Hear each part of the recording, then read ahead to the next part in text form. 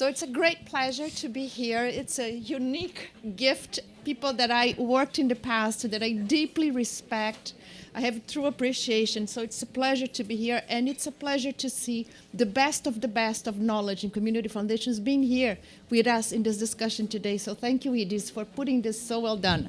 Thank you very much.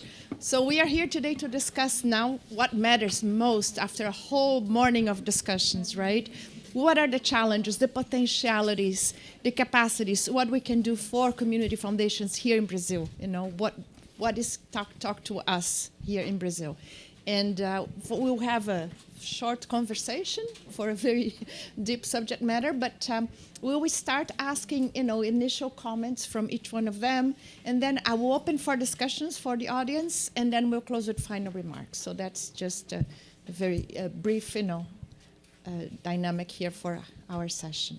So I will start with you, Shannon, to come with some initial remarks about, what are the potentialities and challenges and capacities for community foundations in Brazil. Sure. Can everybody hear me? I just wanted to start, first of all, by saying a huge thank you on behalf of myself and Nick and Mamo for including us in your gathering. It's just been really enlightening, and learning from all of you and hearing your stories is just inspirational, and it's what keeps us going. It keeps us doing the work that we do. So thank you. I also don't want to forget to say a huge thank you to the interpreter who's been keeping us going all morning to understand the stories and the knowledge and everything we've heard. So thank you, and it's great to see, friends from the past and meet new friends. So I just wanted to start out. I actually think there was a different question that had been posed to me, because I want to save the thinking about the future of Brazil for Nick, who has more exposure and experience to Brazil. But one of the things I'd just like to say about community foundations and community philanthropy in general is this just really important role that they play in their communities of providing that glue that we heard from Lucia. The bridging role is such a critically important role, I think, in today's world that we face, with the deep polarization and the huge divisions that we're grappling with in our societies. Community foundations are the physical space in our communities, one of the only physical spaces where people with different views can come together and try to address the problems in their communities. So I think the moment is really ripe right now for community foundations to be able to get at some of these really fundamental problems we are dealing with in society. I think with the pandemic, we saw where there were community foundations, there was immediate action to address the pandemic, as we heard today as well. So I think community foundations have really proven their worth and their value. And so I think with Brazil, there's amazing potential going forward.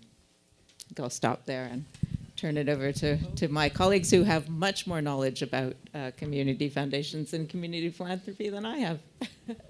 Yes, Nick, share with us your perspective. I'm going to actually turn it over to Mamo now, because she can share some of the new and fresh experience going on in Africa. And then I'd like to maybe bring it a little bit more to not only Brazil, but Latin America. Is that okay? Yes.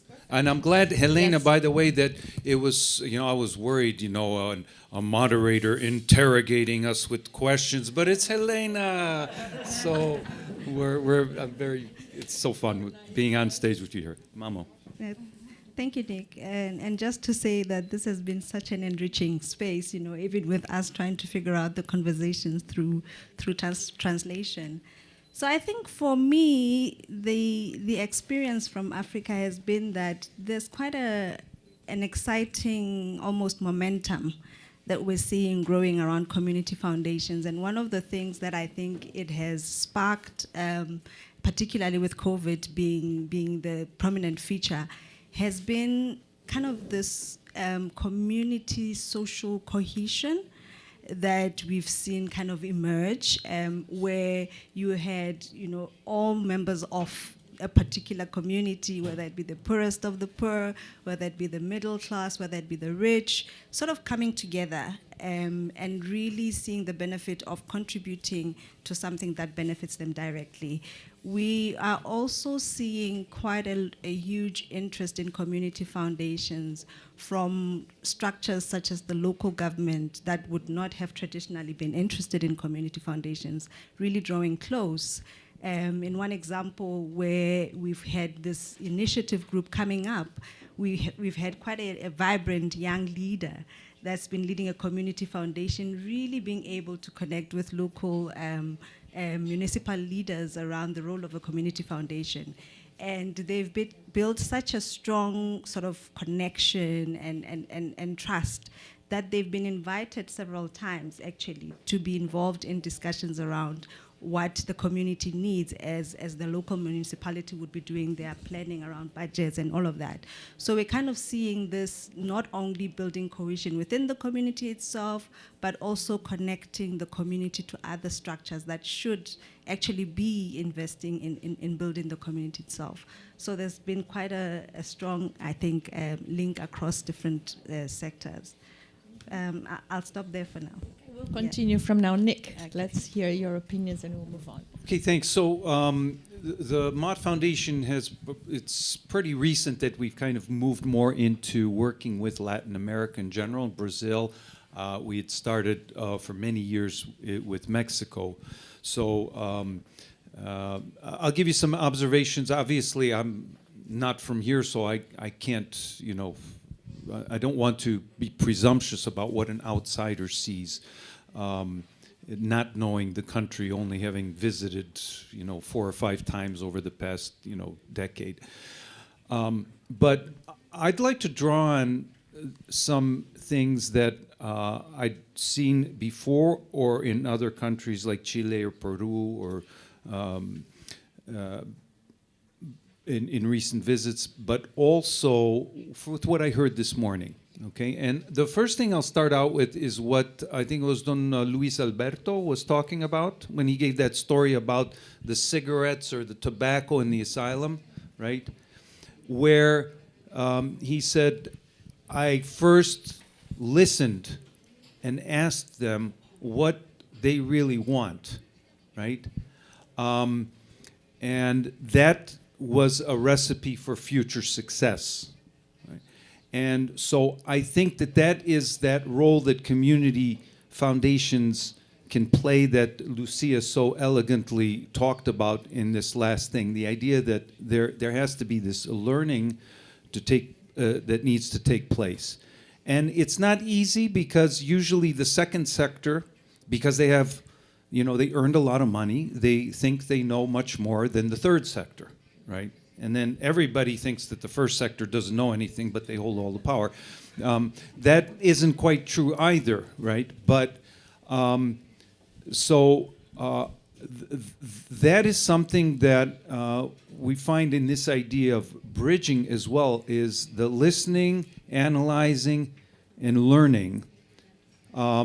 And in that sense, then there's also an equalization of dynamics, particularly power dynamics that go on, right? I even recall in, I forget his name, from ACP. Carlo. Yeah, I don't know if he's still here or no, probably. ACP, okay. All right.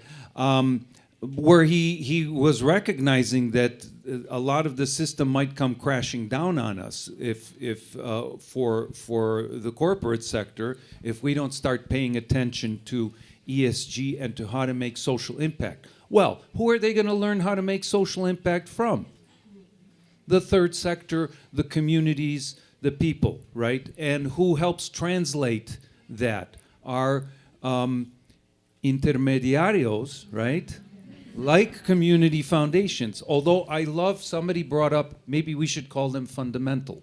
And I'm rethinking that because often there's this sense of, okay, here's the donor, then here's the intermediary, And then here are the NGOs and the people. Well, maybe the intermediary is here as the fundamental platform that makes it all happen and that helps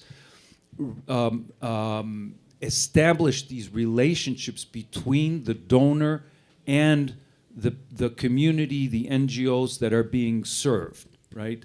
But it acts as that kind of platform and supporter to make it happen.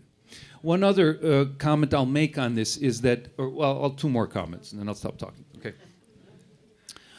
Before he starts putting up signs that I only have. One is that a common concern I hear about what happens in Brazil, but believe me, I hear it in Chile, in Colombia, in Mexico, in Ukraine, and so sorry, you're not that unique on that, but that the donors, whether they're families, corporations, and they like to do it all by themselves, right?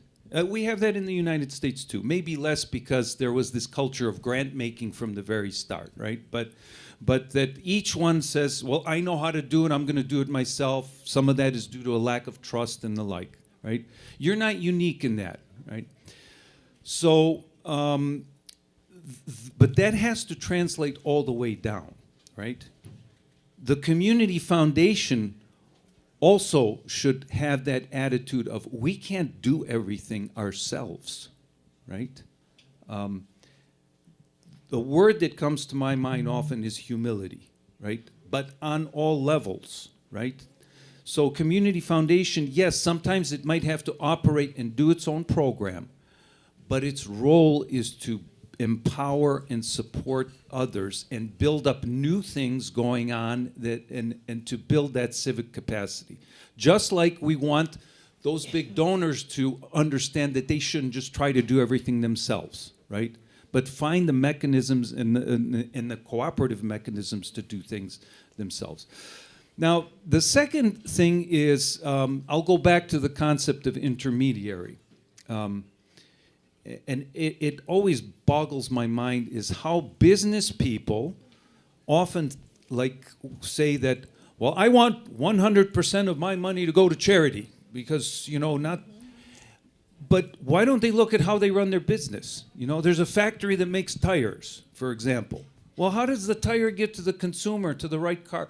There's a wholesaler, then there's another intermediary, then there's a retailer, and they understand that has to happen to make the most to make the most profit for it all to come back up to them. Why should it be different in our sector, right? We need those who, like you said, Lucia, that will make sure that your social investment is really has the most value in it. So community foundations, you do have that extra burden to try to get the people, again, it's not just the corporate people, but even sometimes families, the challenge to get them to understand that we're going to maximize your investment, right? And it's not like, oh, this is just, overhead, people, so that's hard. That takes a lot of convincing, but I'm sure you'll find ways to be able to make that case. Thank you so much. Before opening up, I will have a few questions, one for each one of you before we open and to continue the discussion a little bit more. Just to put into context, as we have some global perspectives or international perspectives and the movement in Brazil, as we know, community foundations have been growing so much with over 1,000 in the US, 16 in Mexico, right? 670 in Europe. In Canada, 191 community foundations. And Canada is a very big country, very well developed. But the population of Canada is smaller than the population of the state of São Paulo. So we can see, what the potential for growth in Brazil. And we are proud with the 11 organizations we have participating in this project with us. 14. Okay, so I'm outdated. With the 14 organizations. So I think it's promising to see that Brazil is it's young in this process of growing with community foundations. It's not since 1914, but we are younger on this group, but we are growing, and there is a lot for us to play here. So Shannon, back to what you said, I think I have the passion for community foundations in Brazil. I studied this model 20 years ago when I was in Canada and when I came back, because of really looking at local development and being able to address the whole issues of diversity and inequality that we have in Brazil. I think that given our current situation, to be able to work with a specific territory, it's a great asset. We can do a lot more to look at the diversity issues, to address inequality issues, and most important is where we can really give communities as protagonists or community residents. So that I go back to you, Mamo, when you mentioned about the connections and building the trust, because we have seen a history in Brazil of a lot of non-profit organizations and philanthropic projects where the knowledge and the protagonism didn't really come from the people that are involved on it or they're needed. They are considered beneficiaries, but they were more passive. And this model really brings community members as being active and protagonists of their own development, their own situation, right? So going back, as you mentioned, the issues of diversity and polarization, right? I think this brings for Brazil a very good opportunity for us to be able to work and with the talents and the assets that we have, regionally in every small community or small territory, right? So from that perspective, in your view, like from globally, and from what you have seen in the past, right? What is the greatest asset that a community foundation can bring to its territory? Okay.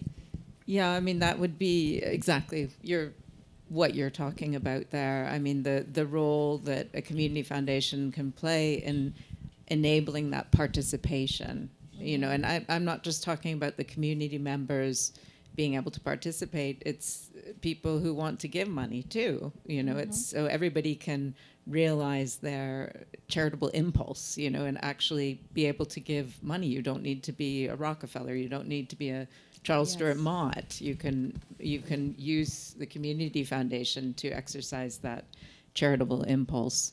But really that allowing people or enabling people to participate, I would say, is that the greatest asset that a community foundation can play in its community. And we just don't have many opportunities, I think, with everything going online and people in their echo chambers, and you find your community online of like-minded people. You just, as I said before, you don't have that physical opportunity much anymore to do something in your community with people who might have different views or see things in a different way from you. So I think community foundations can enable that bridge building and that participation in such a beautiful way. Mm-hmm. Yeah. Fantastic. Memo, from your perspective, as you're seeing, in South Africa, community foundations, being established and growing, and, even governments being interested in collaborating and networking, what do you see in terms of future perspective for South Africa and neighboring countries in the region of this model of development or philanthropy in terms of community foundations and working the territories? I think there's definitely a huge potential in kind of creating almost a lever of change for many communities in Africa. A lot of the countries in Africa have very much relied on aid coming from elsewhere, to be able to build communities, and often that would come with the decisions around how that needs to happen.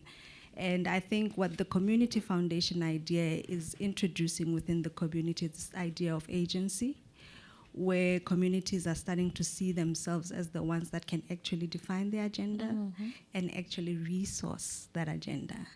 And so we're starting to see a shift even in how, you know, the most poorest of the poor in the most rural parts of Africa are the ones that are actually contributing to community foundations.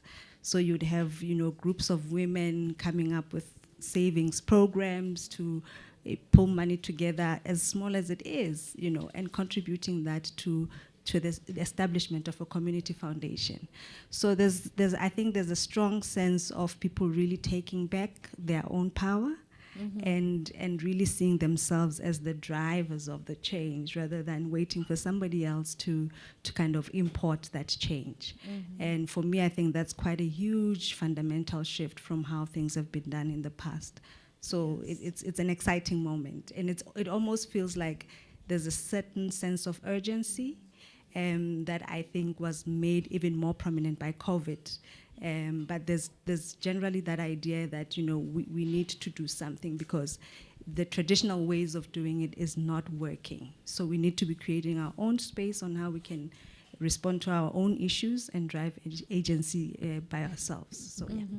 Okay, so much needed power shift that is Absolutely. coming about, right? And I think in Brazil, probably I feel is the same situation where, you know, you can really have more control or more participation, more of a say of how the money is spent, and more equality because you are a donor, but you are also an active protagonist, you're a beneficiary, so there is more equality on this whole equation, right? So Nick, I'll ask you as well, from your experience looking at, you offer your comments, but also asking you from your perspective in Latin America, because you have seen in a few countries, you mentioned some of the challenges. Maybe you can tell us some of the assets or the capacities you need to be developed, or the, you know, assets that you already see, you know, Latin American have for the community foundations. Well, one is that the assets are there, okay? And I'm going to kind of use this to build on the point that was made. I prefer less talk about personally, about shift the power, but more about share the power, okay? I love the point that was made at the beginning also of it takes, I think, again, Carlo from ACP was talking about, you know, a lot of small donations from a lot of people, but also few large donations from a few people, right? And you kind of bring those things together, right? Almost every community has assets. Some are modest, right? But they start, and some could be great. And by assets, I really don't mean just financial assets, right? We need to recognize so much more than just financial assets. But we can't forget that that's the way the world works. You still need money or finances to make things happen, and that is a role of a community foundation to bring those things together. Now, one of the things that the Mott Foundation insists on in the programming that we are carrying forth with partners like IDIS in Brazil, or Mosaico Laboratorio Creativo in Peru, or others, is that community foundations really root and base themselves on local givers, okay? So don't count on us to come in from the outside with a lot of money. We're going to come in with helping you in whatever way we can with the resources we can provide, using trusted partners within a country to help create that dynamic. Maybe there's a little outside money that can leverage, but it's got to be rooted local. And that's because there are people in your communities that have resources to give. The so-called donors, right, or wealth, they aren't just the wealthier people, right? Monica was talking about horizontal relationships, but the word relationship is key here too, right? Because those wealthier people are also part of the community. Right? That's why you actually use the word territory more often, because often the perception is that community means those poor people living in the favelas. No, it's all the residents in a particular territory. They have a shared fate. And the more you as community foundations help them see their shared fate, that how I and my family are going to live also depend on the people who are half a kilometer away, right? And we're in this together.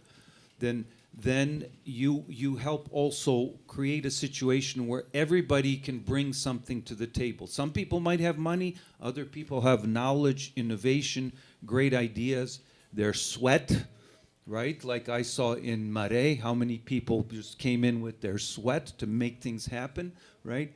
That's what you're able to build and make happen and bring it together. So there are assets, right? All you need to do is help build capacity, which again are there, it needs to be surfaced, and trust. By the way, I'll go on this point of grant making again for a second. Whether you call it grant making, donation, whatever, if you turn over resources to someone else, that already is the first step. That's an act of trust. Okay? So bear that in mind, because if you're going to try to do it all yourself, right, then, well, I'm not trusting that other person that they can do something. Now, if I say, here's a little bit of money or whatever you're offering, you know, do what you can with it, and then come back and tell me what you've done, right? Well, that builds capacity, and that builds trust. And then there's that asset of social capital that really gets developed as well. So hopefully you'll see that, and it isn't easy. We've never had illusion that a community foundation is an easy thing.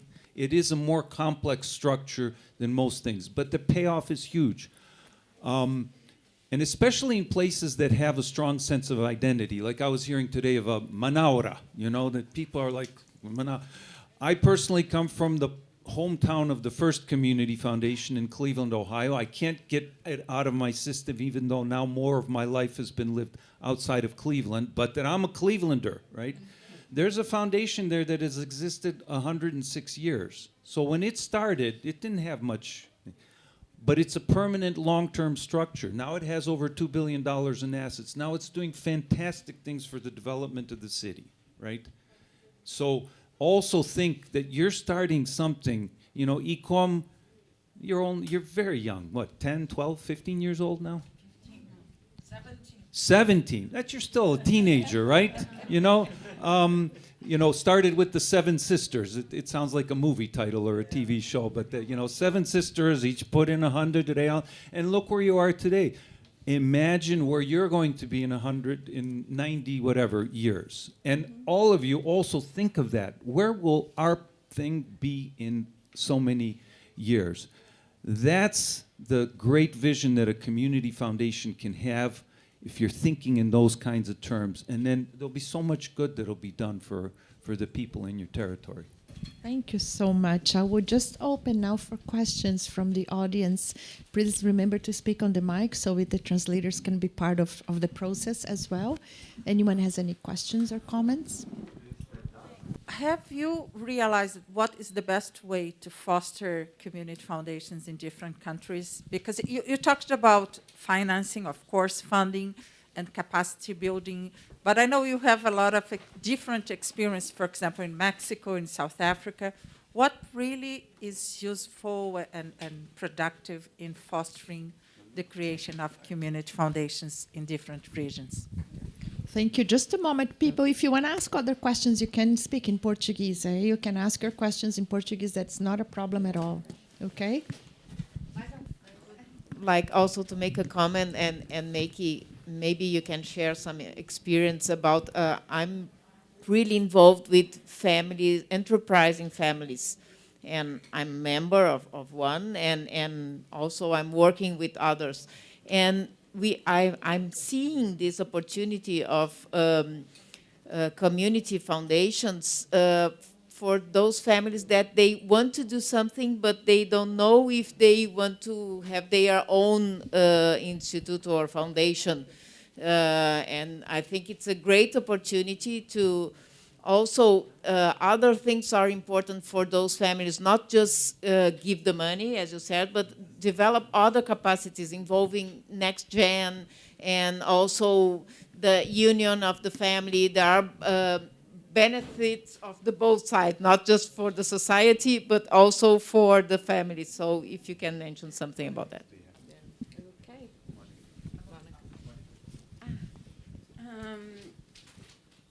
I would like to, because here in Brazil, there is a tendency to look at the communities and territories about their lack instead of their, richness, wealthy, all the assets they have in knowledge, etc.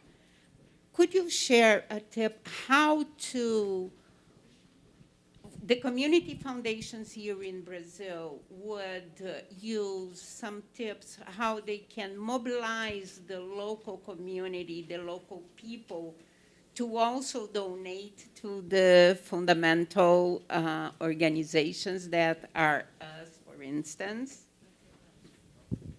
There's a last question, Milene. Stand up. Hello. I would like to know about what do you think on a community funding or foundation based on mainly volunteer working, thinking about long term? The viability of it, yes. So many questions. So many questions. Shall I start with Yes. Lucia's? Because I think that, so fundamentally, where we've seen community foundations work the best has been where there's a strong support organization. So like IDIS,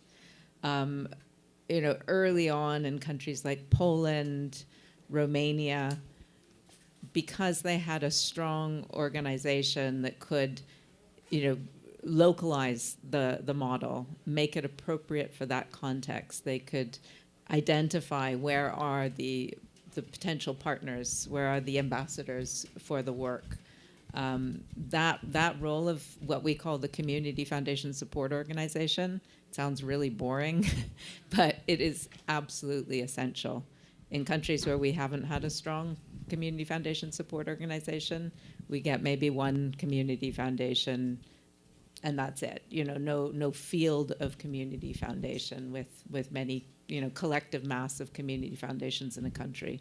So I would say that's for us as a funder, from our perspective, that's the number one thing.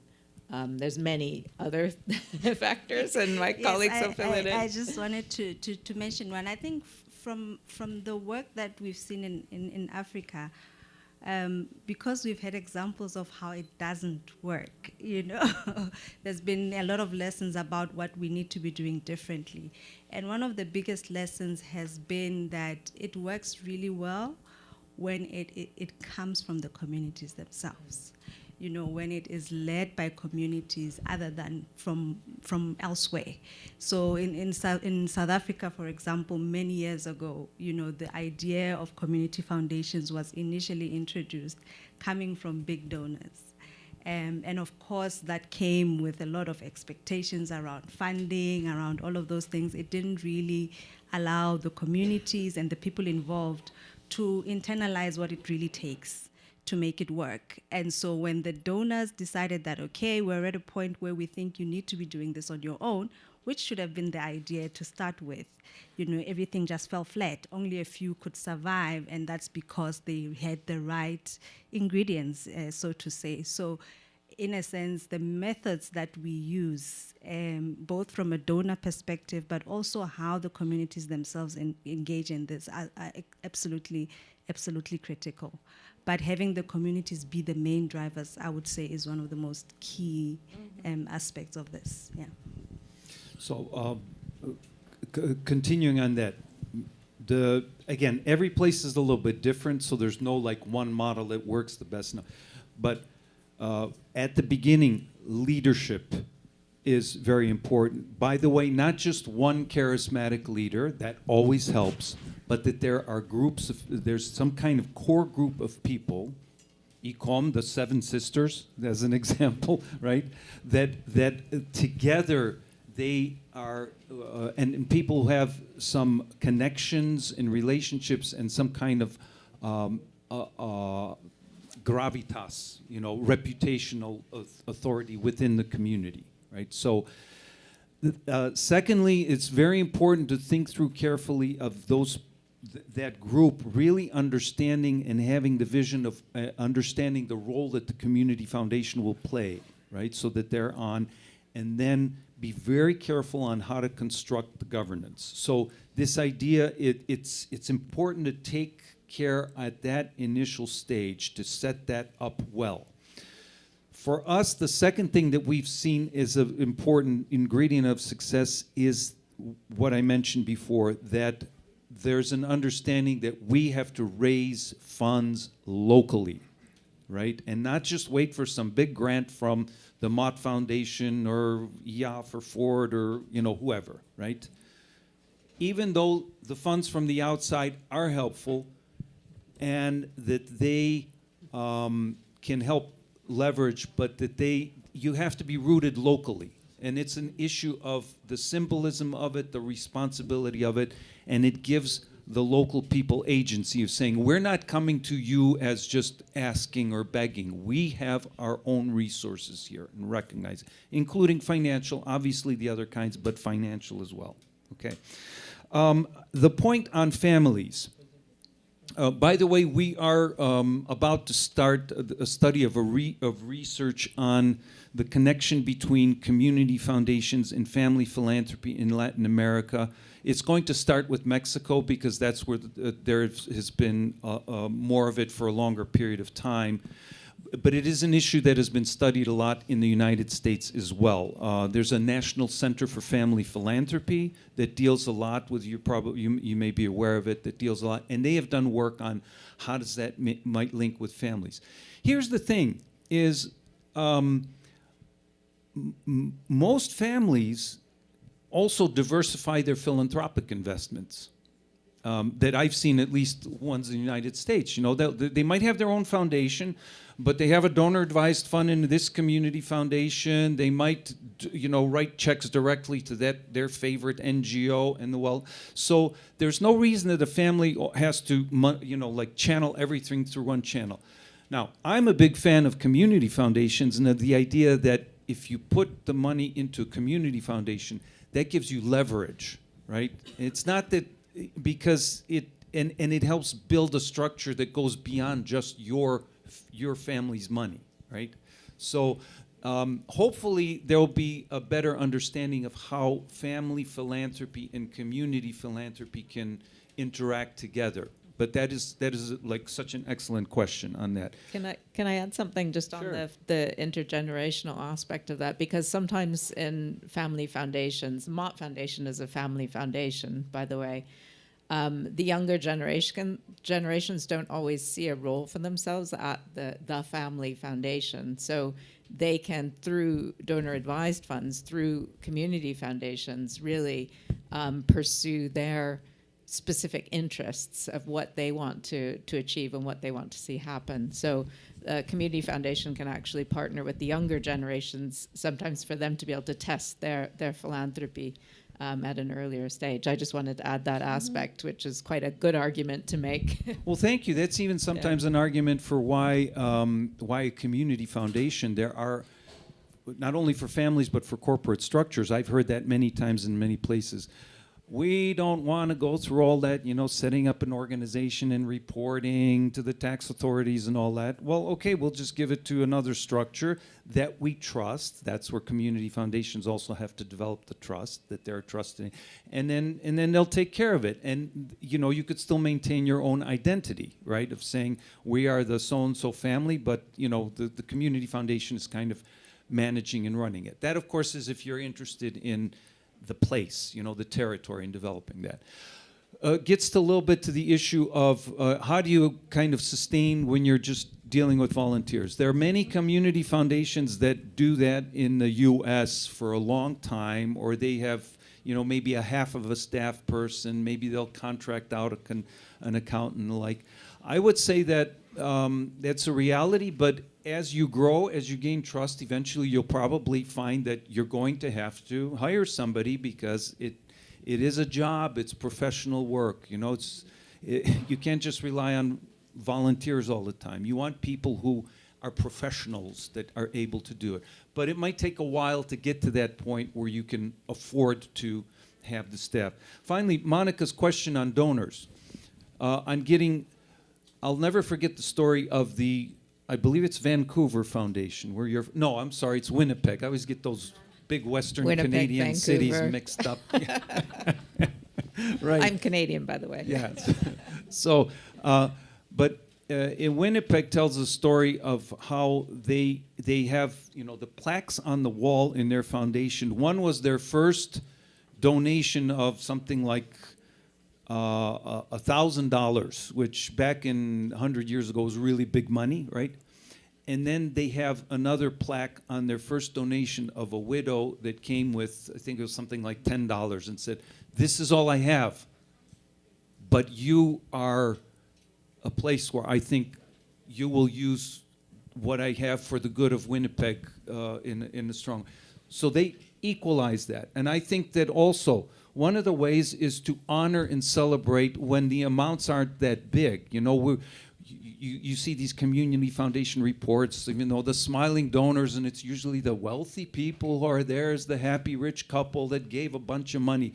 Well, make those nice pictures of somebody who only had a very little bit to give, but gave a lot of themselves, right? So I think we have to ourselves kind of not fall for, you know, it's the people who have more money are more generous, because we know actually statistics worldwide show that poorer people give greater shares of their income than the wealthy do. Now, I don't want to, I mean, let's celebrate and honor the wealthy people who are, you know, not say, oh, they're these big bag rich people, all they want to do is hang on to their money. No, we see so many wealthy people who care and who want to share and help.